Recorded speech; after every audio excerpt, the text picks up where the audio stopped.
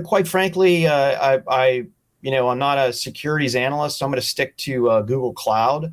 But they had a bit of a rough quarter versus expectations, right? They miss on the bottom, they had a slight beat on the top, and they had some challenges really in YouTube. But with all that said, revenue up a measly 23%, op inc up a measly 22%. They did get hit with a 7% EPS decline, and just to help out those investors, a $70 billion buyback. But the thing that I really focus on, I think we focus on the most, which is Google Cloud.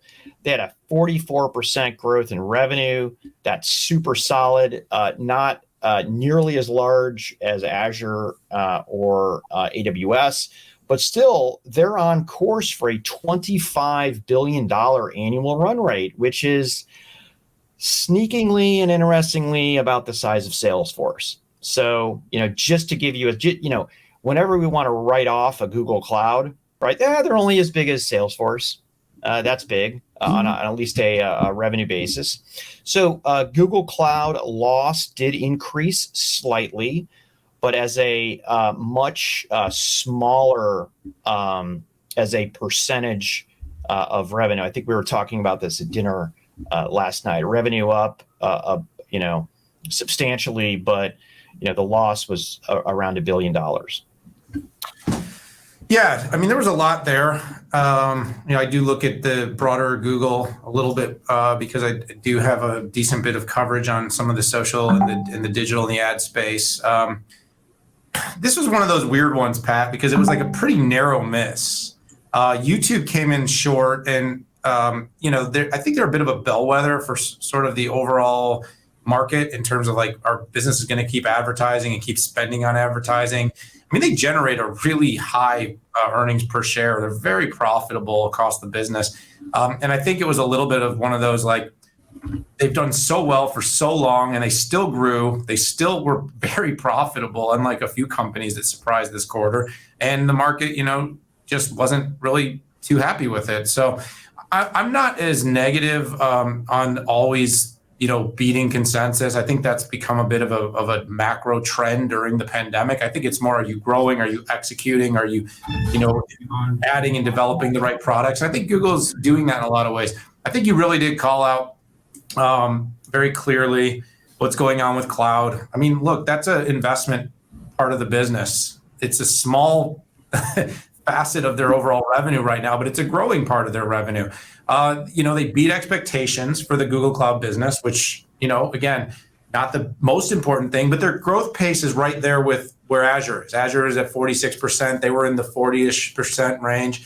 But I would say, Pat, if we had to be, a little bit critical,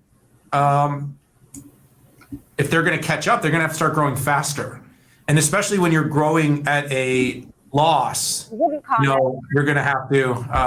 Hey, look, it's me. I know. Hey, listen. I got to pump up my buddy here. This is just little old you on Bloomberg TV. So hopefully that's not too meta for you, audience, and doesn't throw you off, Daniel. But listen, you're looking at your favorite person.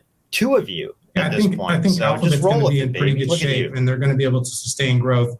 The changes, modifications to YouTube have I guess I can been turn on the well-received by volume. the marketplace.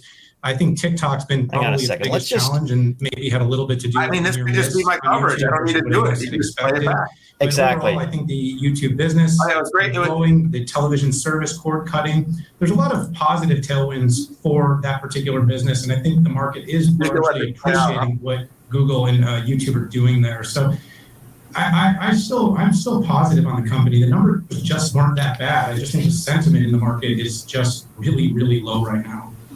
Now, Google is still trying to close this acquisition of Mandiant, the cybersecurity firm, $5.4 billion. Watch us get DMCA takedown on this episode. And Mandiant. For Yeah, you more might wanna information, before we I get asked too far. about the likelihood of the deal. All right. We talked Listen, about I'm proud of my they believe buddy. this will You're increase looking competition good. and help Google Cloud compete more I'm effectively proud to with be. Amazon. I'm just proud to know a guy like Microsoft, you. And Yeah, no, others. I do too. It's Let's fun talk a that, little bit about the cloud kind of fun to watch and, of myself course, back. You're gonna have to stop. Microsoft. How is Google Cloud doing with respect to Microsoft? Okay.